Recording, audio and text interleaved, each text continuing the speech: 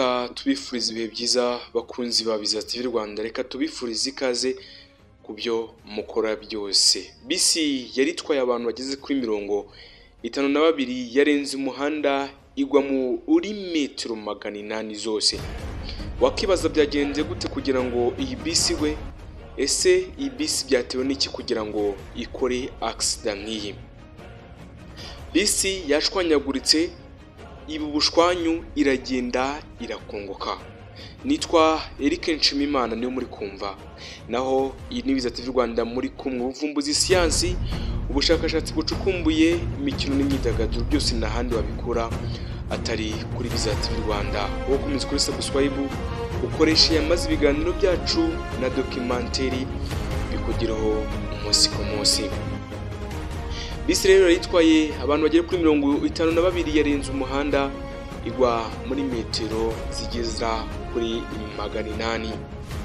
Nubyumva ukore subscribe, ukoresha kugiraniro tukugezaho bya buri munsi. Ni kuri uyu wa kabiri mu karere ka Rulindo, ubwo ni mu ntara y'Amajyaruguru, umurenge wa Rusiga, hazwi nko ku Kirenge, habereye impanuka ikomeye cyane ya bisi nini cyane ya sosiyete ya International. Yari itwaye abagenzi bagera kuri 51, yarenze umuhanda igacuncomoka umusozi ikagera muri metero 800. Nubara metero 800 ni umuhanda muremure cyane, none kuba ari muri zamanga z'imisozi miremire yo mu ntara y'Amajyaruguru n'ubundi.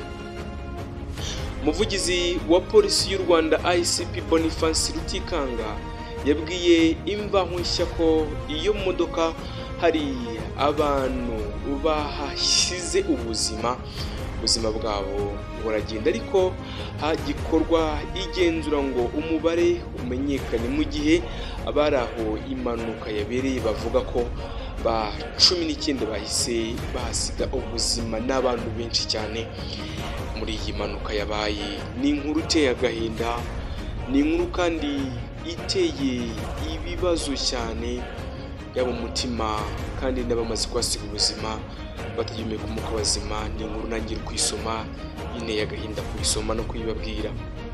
ICP rero Rutikanga yagize ati impanuka ikomeye ya bisi ikorera ikigo cya International yabereye mu karere ka Rulindo mu murenge wa Rusiga, yavaga i Kigali yerekeza i Musanze ifite abagenzi bageze kuri 51 ndetse na shoferi, ubwo bose n'abantu bageze kuri 52.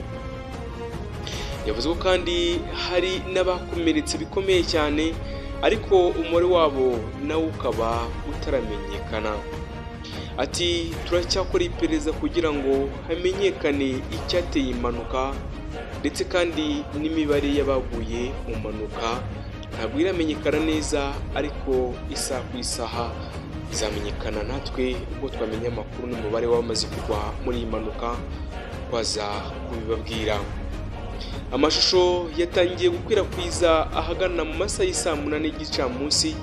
Abaturage bakoze ubutabazi, ariko nabo batabaje inzego z'umutekano, bagaragaza ko ari bwo bwa mbere babonye impanuka nk'iyi iteye ubwoba, impanuka nk'iyi ikomeye cyane. Muri ayo mashusho kandi harimo agaragaza imodoka yageze mu kabande itagifite icyo hejuru gusa, kandi aho hasigaye icyo hasi nacyo cyari gisigayemo intebe ziri hejuru cyane. Uko rero imodoka yibaranguraga ku musozi, abagenzi bagiye basigara ku buryo yageze mu kabande isigariyeho aho ngaho iri yonyine. Nureba neza mu misozi yamanutse, imisozi ya za Shyorongi yamanutse ahantu habi cyane, ahantu hasa naho hateye ubwoba. Imodoka ibi ipande byayo kimwe cyagiye kigiriya, ikindi kijya ukwacyo, maze imodoka ijya ukwayo, abantu nabo bajya ukwayo. Ni imodoka ubona ko yuzuye amaraso, abantu nabo bumiwe cyane. Igice kinini kiri hepfo mu manga cyane gisa naho gifite amapine, nano cya gice kiri hejuru kimwe kiba gisa naho gifite hejuru ku modoka cyangwa se twakwita nk'ikibati nacyo cyari cyasigaye ukwacyo. Uko rero uko imodoka hejuru cyasambukiye mu misozi hagati. Ni impanuka kandi bavuze ko iyi mpanuka itigeze ibaho mu buzima bwa buri munsi, ntabwo yigeze ibaho mu busanzwe cyangwa se mu mizo n'ubuzima busanzwe hariya mu karere ka za Rulindo. Iyi mpanuka kandi uko yari ikiba ntabwo abantu benshi bari bagifite umutima wo gutekereza kuko bose bahise bashya ubwoba. Ikinyamakuru Imvaho Nshya kimara kwandika iyi nkuru cyahise gitangaza iyi nkuru, maze kimaze kuyandika abantu benshi nabo bahise bashya ubwoba. Gusa polisi na n'ubu iracyakomeje, iracyari kureba uko yatabara nubwo bisa naho ikomeye cyane. Impanuka muri iyi minsi zikomeje kugenda zivuga. Ejo bundi twababwiye impanuka yabereye muri Nyamagabe hariya rwose, aho umusore nawe yahasize ubuzima, aba aritambukiye. Twongeye kandi twabwira n'indi mpanuka yabereye mu karere ka Kayonza, aho imodoka rwose ya Hilux yari ivuye ku bitaro bya Gahini nayo igeze hariya muri Rukara ihasiga ubuzima. Icyo gihe kandi imodoka nayo abari bayirimo bageze ku bagenzi 18 nabo barahatakarije ubuzima, ariko abenshi barakomereka babatwara kwa muganga.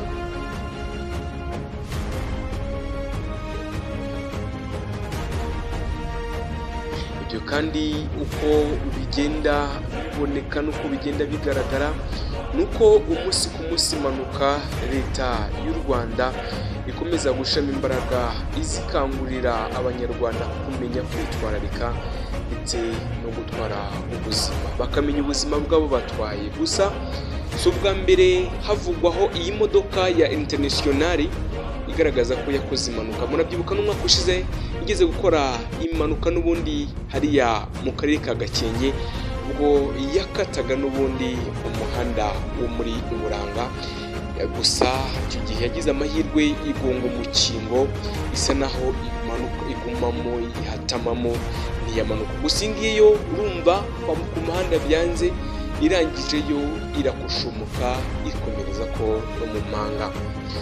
Ntabwo twasoza tutifurije gukomeza kugira iruhuko ridashira abamaze gutakariza ubuzima, ariko nyaboneka abanyarwandakazi, inshuti z'u Rwanda, namwe mukunda u Rwanda, reka dufate mu mugongo kandi aba bamaze kuhasiga, dufate mu mugongo abasigaye kugira ngo nabo bakomeze kwihangana kubera ibyago byabaye kuri uyu munsi. Nitwa Eric Nshimiyimana, wowe ukomeza ukore subscribe, ukoresha ku biganiro tukugezaho byacu bya buri munsi, yaba documentary yaba amakuru abagezweho tuzayaguha. Icyo usabwa gukomeza kutuba hafi ukamenya uko ubuzima bumeze. International rero no ku buzima bwayo burangiye. Nayindi neguza naho butaha.